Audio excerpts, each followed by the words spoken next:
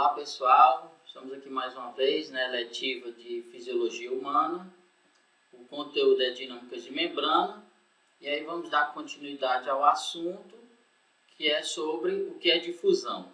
Então, difusão nada mais é, pessoal, do que o movimento de moléculas de uma área de alta concentração para uma área de baixa concentração. Então, o que significa isso?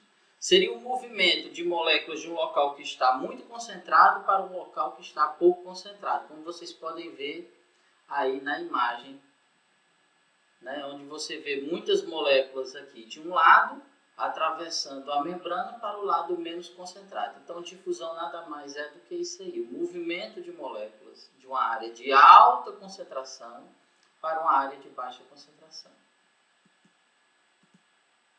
Bem, sobre o gradiente de concentração, primeiro, é necessário entendermos que a difusão é um processo passivo, ou seja, não há gasto de energia, porque vai a favor da concentração. É natural ela partir de uma área muito concentrada para uma área pouco concentrada. Segundo ponto, existirá movimento entre moléculas até que as concentrações sejam equivalentes. Ou seja, enquanto houver diferença de concentração, naturalmente essas moléculas vão partir de uma área de alta concentração para uma área de baixa concentração. E aqui nesse vídeo a gente vai conseguir visualizar isso. E aí vocês percebem que tem mais fora do que dentro, então a difusão vai ocorrer de fora para dentro para que as concentrações se igualem, como vocês podem ver aí na imagem. Então é isso aí. O terceiro é, a difusão é rápida em distâncias curtas e lentas em distâncias longas. O que quer dizer? Quanto mais próximo for a membrana das substâncias que precisa se difundir, então mais rápido isso ocorrerá. Quanto mais longe, menos rápido ocorrerá, ou seja, mais lento essa movimentação irá ocorrer. Bem, o quarto ponto diz o seguinte, a difusão está diretamente relacionada com a temperatura. Ou seja, quanto maior for a temperatura, mais rápido ocorrerá a difusão. A difusão não é o movimento entre as moléculas, né, de uma área de alta concentração para uma área de baixa? Pois é, e a temperatura não é o grau de agitação dessas moléculas? Quanto mais agitadas estiver essa molécula, mais rápido ocorrerá a difusão. Ou seja, quanto maior a temperatura, mais rápido o processo ocorre. Então esse vídeo aí, ele ilustra muito bem isso aí que foi explicado, né? Vocês percebam aí que quando a temperatura está alta, as moléculas se agitam mais. Então a difusão vai ocorrer em maior velocidade, mais rápido. À medida que a temperatura baixa, a agitação das moléculas diminui. Logo a difusão vai ser mais lenta, porque elas se movimentam mais lentamente, né? 5. A difusão é inversamente proporcional ao tamanho da molécula. O que significa dizer que quanto maior a molécula, maior dificuldade ela terá, ou seja, vai se difundir menos. Quanto menor a molécula, maior será a sua facilidade, então ela irá se difundir mais rápido. 6. A difusão pode acontecer em um sistema aberto ou separado entre dois sistemas. Então, o exemplo da célula lá, onde as moléculas vão atravessar ela, é um sistema fechado. Então, por exemplo, uma churrasqueira, liberando aquele cheiro de churrasco, né, no domingo, e ela invade toda uma casa com aquele cheiro, então seria um exemplo de sistema aberto. Bem, difusão através da membrana. É necessário entendermos 3 pontos. O primeiro deles é, a taxa de difusão, ela depende da capacidade da molécula de se dissolver na camada lipídica da membrana. O que quer dizer? Que se ela tiver afinidade com a membrana, então ela vai atravessar com mais facilidade. Ou seja, se a membrana é de origem lipídica, qualquer substância que for de origem lipídica ou tiver afinidade com os lipídios, ela vai se atravessar com bastante facilidade. Isso ocorre muito em relação aos hormônios de origem lipídica. Eles atravessam a membrana com facilidade. Já os hormônios de origem proteica não atravessam a membrana, precisam de outros mecanismos para se comunicar com a célula. Então, Aqui é um belo exemplo, né, que eu mostrei no início da aula. As substâncias que têm afinidade com a membrana, elas atravessam facilmente a membrana da célula. Caso não tivesse afinidade, ela não atravessaria. O segundo é, a taxa de difusão através da membrana é diretamente proporcional à área de superfície da membrana. O que quer dizer isso? Ora, quanto maior a área de superfície de uma membrana, mais substâncias vão atravessar essa membrana. Quanto menor, menos substâncias vai atravessar. Um belo exemplo para isso daí é o enfisema pulmonar. O enfisema pulmonar é a destruição dos alvéolos. Então, os alvéolos são saquinhos membranosos que existem nos pulmões, onde dentro deles se localiza o oxigênio. Ora, se eles estão destruídos, o oxigênio não vai atravessar com eficiência para dentro dos vasos sanguíneos. Então, quanto menos alvéolos, menos oxigênio entra no sangue. Por quê? Porque diminuiu a área de superfície. Se eu tinha 1 milhão em cada pulmão e diminuiu para 800 mil, eu diminuí a área de superfície, logo a taxa de difusão do oxigênio para o sangue irá diminuir. Então, esse problema pulmonar é um exemplo clássico, né, para explicar sobre essa segunda regra. A terceira diz o seguinte: a taxa de difusão através da membrana é inversamente proporcional à espessura. O que quer dizer? Quanto mais espessa for a membrana, maior será a dificuldade para atravessar ela. Então, quanto mais espessa, menos é a taxa de difusão. E um belo exemplo para isso aí seria a doença fibrótica pulmonar, onde esse problema ocorre o engrossamento das membranas dos alvéolos. Então o oxigênio vai se difundir com mais dificuldade, porque está mais grossa a membrana da célula. Bem, transporte mediado por carreador.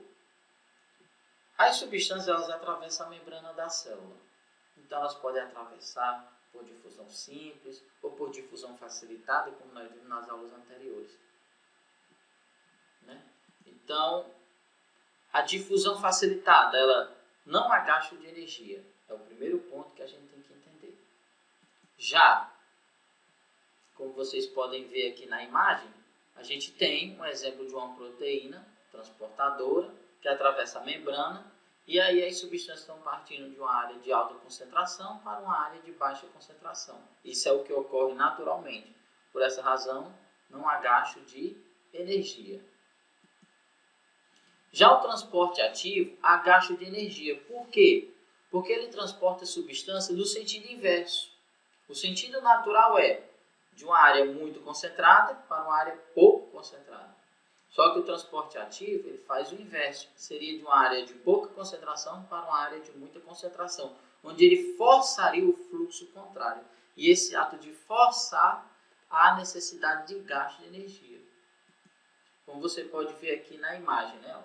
Então aqui é a área de alta concentração, aqui é a área de baixa concentração. E as moléculas estão partindo no sentido contrário, do pouco para o muito.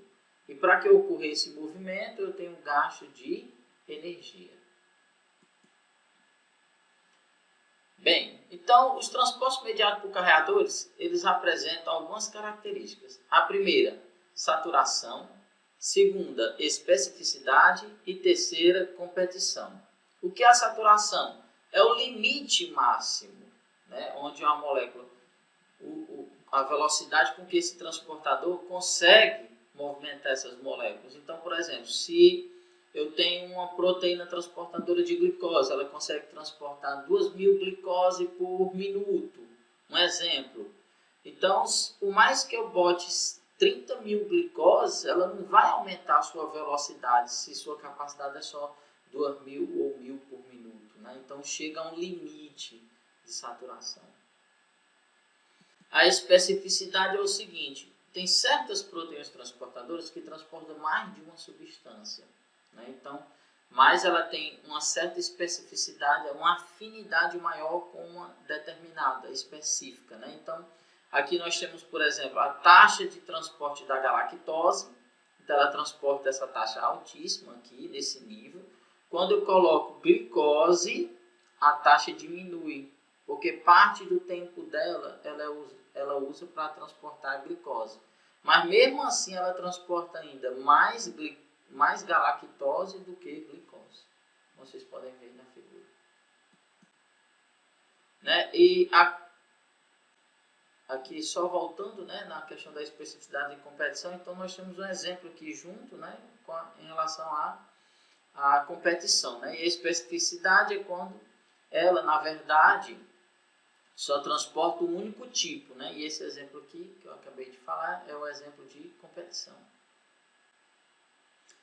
O outro seria a competição por inibição. Né? Então, nós temos aqui, ela transporta a glicose, mas tem uma molécula de maltose que é formada por 2 glicoses, e no final do processo aqui, ela, ao entrar dentro da proteína transportadora, ela impede que ela se feche e que haja movimento. Então, ela inibe o fluxo, e aí a proteína já não tem mais serventia. Né?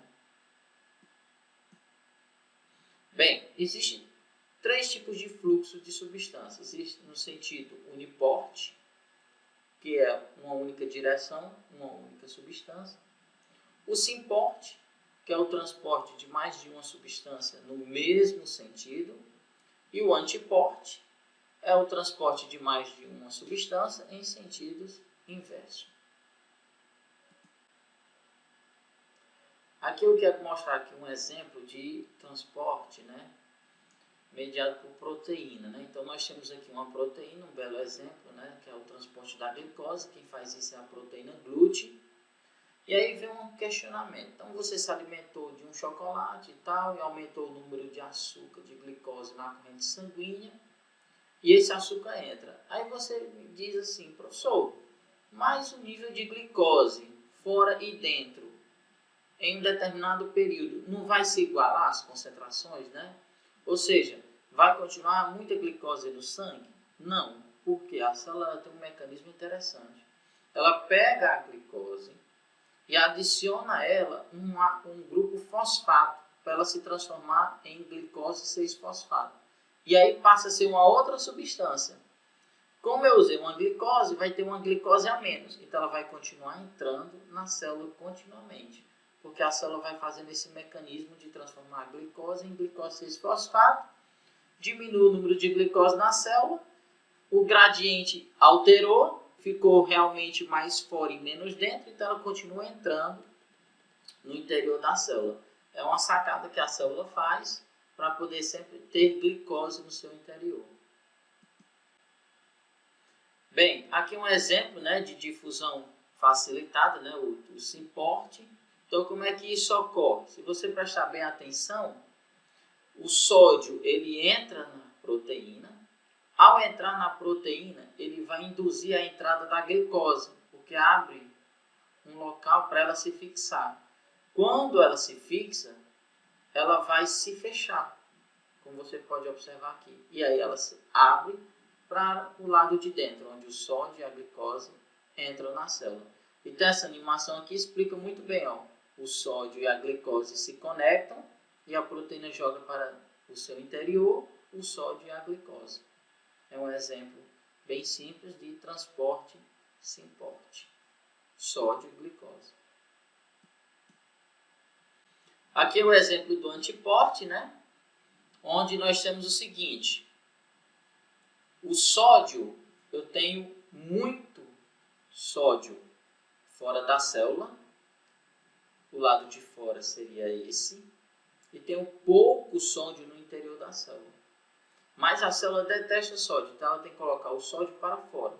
E para isso eu vou gastar o quê? ATP. Então, o sódio entra no interior da proteína, forçadamente pelo uso de energia. Quando essa energia é ativada, a proteína se fecha, o sódio sai. Fora existe pouco potássio e dentro existe muito. Mas como ela está fazendo o transporte ativo, que é no sentido contrário, ela vai pegar o pouco potássio potássio que tem fora e colocar para dentro da célula. Porque a célula gosta demais de potássio para suas atividades biológicas e não gosta do sódio. Então ela lança para fora. Então, como eu faço esse fluxo contrário, de onde tem pouco eu coloco para onde tem muito, isso daí vai gastar energia.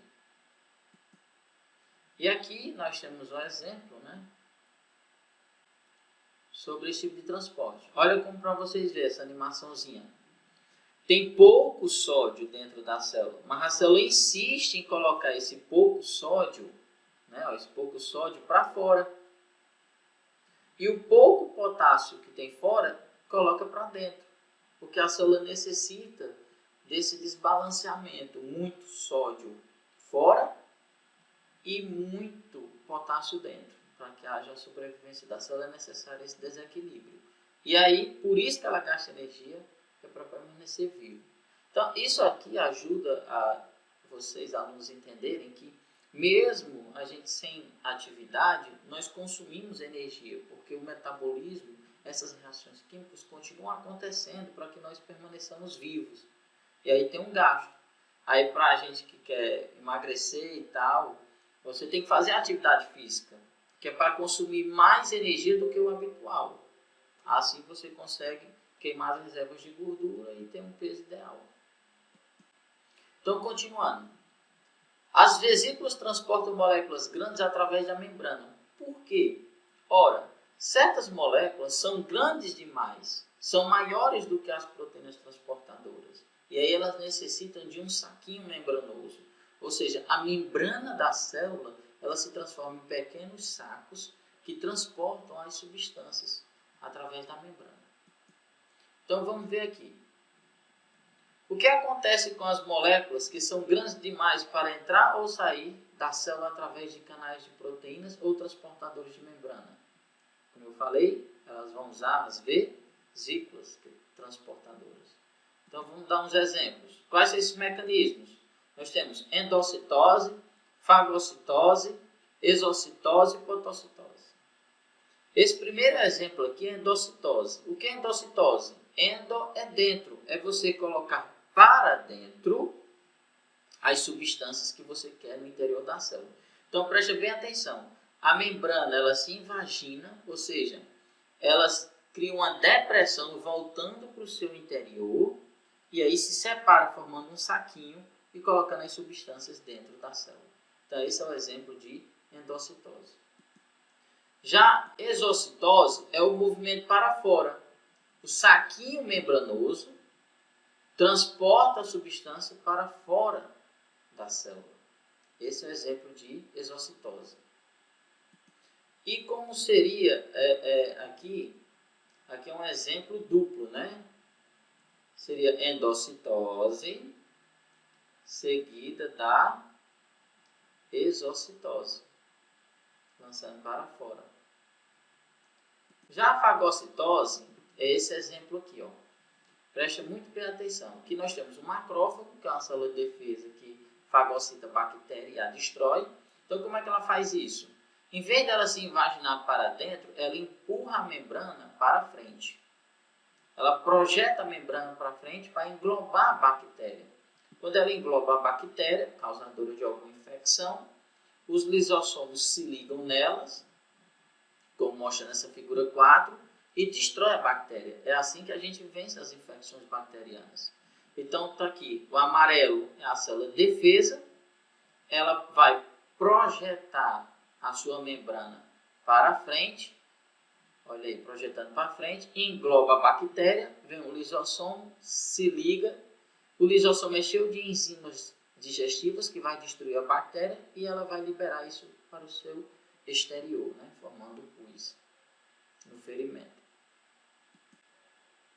Bem, a fotocitose, aliás, antes de explicar, né, aqui seria uma endocitose mediada por receptores, né, de clatrina, que é as clatrininhas. Então nós temos, por exemplo, a substância proteica, que tem dificuldade de atravessar a membrana, porque não é de origem lipídica, ela se liga no receptor. Esse receptor vem para as cavidades revestidas por clatrina e aí ocorre a endocitose. E ela lança para o interior da célula a substância que tinha dificuldade de entrar. E aí os receptores voltam por exocitose para a membrana da célula. Então nós temos uma animação aqui muito simples mostrando como é isso. Ó. Substâncias de origem proteica não atravessam a membrana porque não tem afinidade com lipídios. E aí os receptores vai haver o movimento, né, de endocitose para o interior da célula.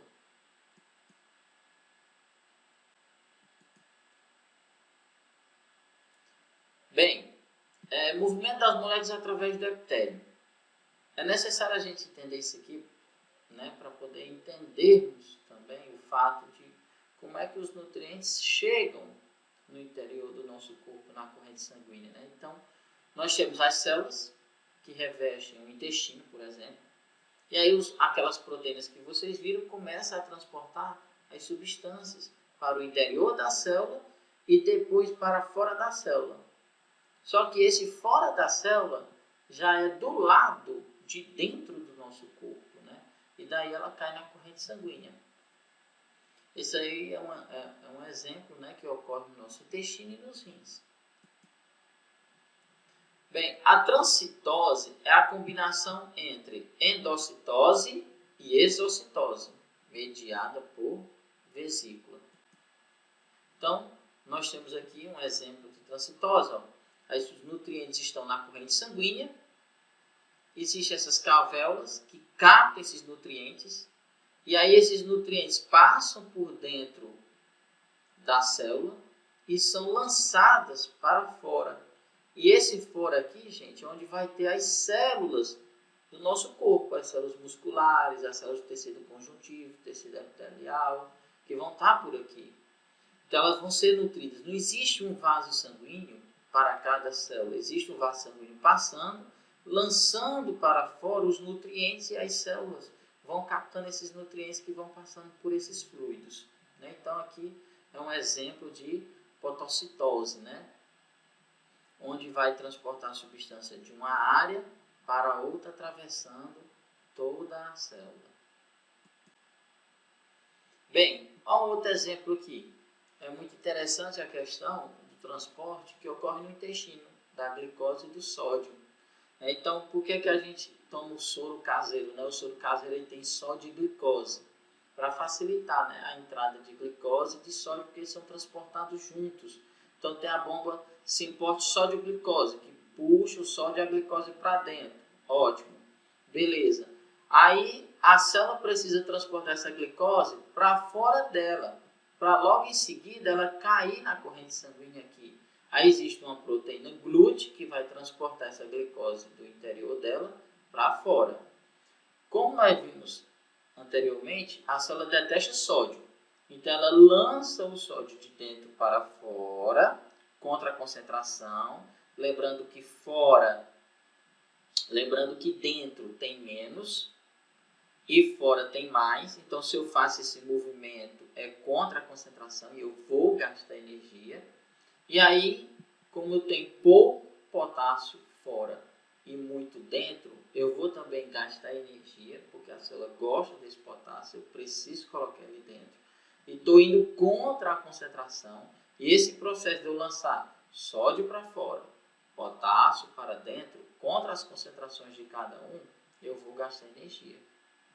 E é isso que ocorre. O sódio cai na corrente sanguínea e o potássio entra no interior da célula. E aqui tem uma animaçãozinha, né? Mostrando, né? Aqui o lúmen do intestino, onde ficam os nutrientes. E aqui é o fluido extracelular. Aí aqui o exemplo, né? Mostrando a proteína transportando para o interior da célula, o sódio e a glicose. Como a célula precisa devolver essa glicose e jogá-la na corrente sanguínea, a proteína GLUT vai fazer esse processo. E como a célula detesta sódio, precisa transportar o pouco sódio que tem para fora e o pouco potássio que está fora para dentro. Isso eu estou indo contra as concentrações e vou gastar energia, óbvio. Então vem a bomba sódio-potássio ATPase, que vai fazer esse processo de gasto de energia, transportando o sódio para fora e o potássio para dentro. E aí o vaso sanguíneo captando todas essas substâncias que estão sendo absorvidas pelo intestino.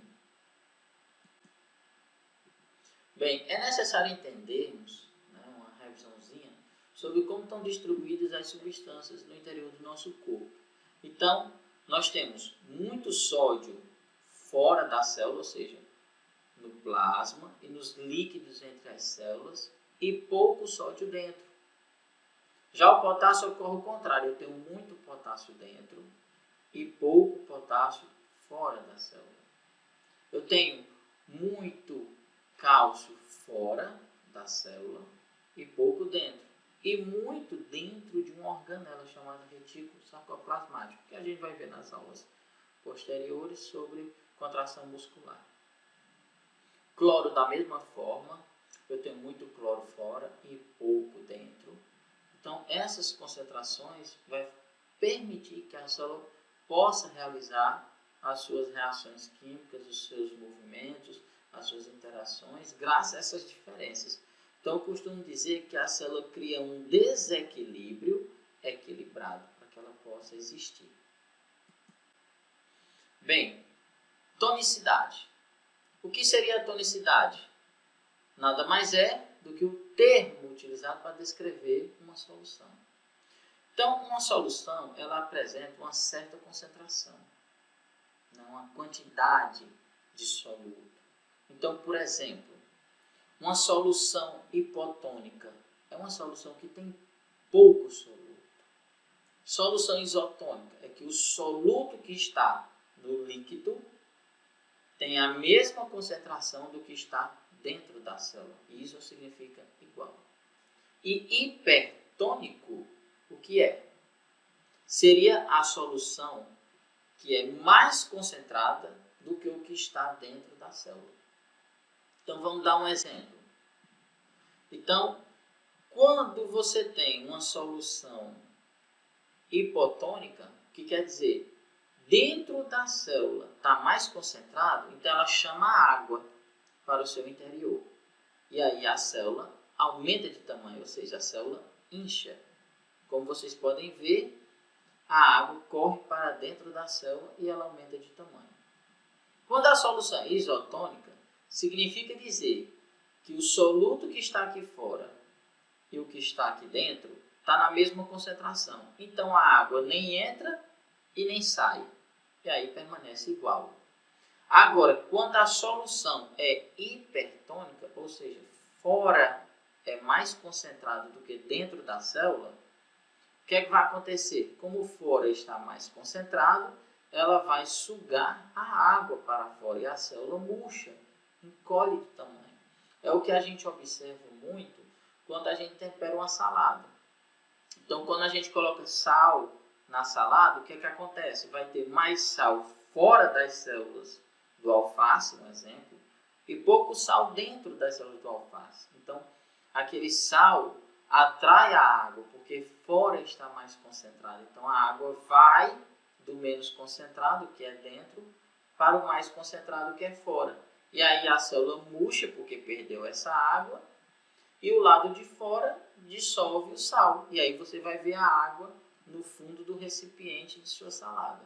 Por isso, que o ideal é temperar a salada na hora de comer, né? Para poder não ficar totalmente murcha. Bem, para vocês entenderem como todo esse processo é importante, né? Sobre o balanceamento das substâncias que fica dentro, que fica fora, quanto fica fora, quanto fica dentro, vamos entender aqui um exemplo, um único exemplo, sobre a secreção de insulina. Olha para vocês verem como isso aqui é interessante. Quando você tem pouca glicose no sangue, aí a gente sabe que a glicose é utilizada para quê? Para produzir energia. Então, nesse caso, como eu tenho pouca glicose entra na célula e eu vou ter pouco o quê? ATP. Os canais de potássio, eles vão permanecer abertos, porque tem pouco ATP. E aí o potássio, como tem muito dentro da célula, a tendência natural dele é o quê? Se um canal abrir, é ele sair. Pronto. E a célula permanece normal. permanece em repouso. Agora, quando você come uma caixa de chocolate, o que é que acontece? O índice de glicose sobe. O índice de glicose subindo, eu aumento a produção de quê? De ATP. Aumentando a produção de ATP, os canais de potássio se fecham. E aí, o que é que acontece com o potássio? O potássio, por ser carga positiva, começa a acumular cargas positivas no interior da célula. Aí, quando há um excesso de cargas positivas no interior da célula, a célula se despolariza, porque a célula é negativa. E quando acumula carga positiva, ela deixa de ser negativa e passa a ser positiva.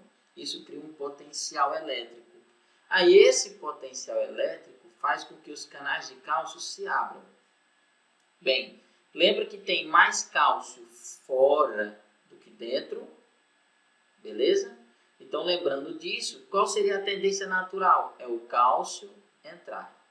Quando o cálcio entra, ele induz com que essas vesículas cheias de proteína chamada insulina, que é o hormônio, que vai avisar as células que têm açúcar no sangue, vai sair via exocitose, porque elas não atravessam a membrana, então tem que ser por saquinhos, como nós vimos anteriormente. E aí a insulina sai e vai controlar os níveis de açúcar que estão altos na corrente sanguínea devido a você ter comido a caixa de chocolate. Bem, ora, se o cálcio não tivesse fora, como a célula gosta dele fora, ele não iria entrar. E se ele não entrasse, não ocorreria a liberação de insulina. E aí você morreria com hiperglicemia, excesso de açúcar no sangue. Está vendo como é importante? Então a célula ela cria um desequilíbrio para que os mecanismos vitais dela possam funcionar adequadamente. Por isso que ela cria um desequilíbrio equilibrado, porque os mecanismos de funcionamento dependem desse pequeno desequilíbrio. Bem, pessoal, a aula de hoje é só isso. Espero que vocês tenham aprendido bastante. Quero relembrar vocês que esse vídeo vocês podem pausar, né, e rever os assuntos, ou parar e escrever algo importante para que possa compreender melhor. Espero ter contribuído com vocês. Então, bons estudos, resolva as atividades e até a próxima.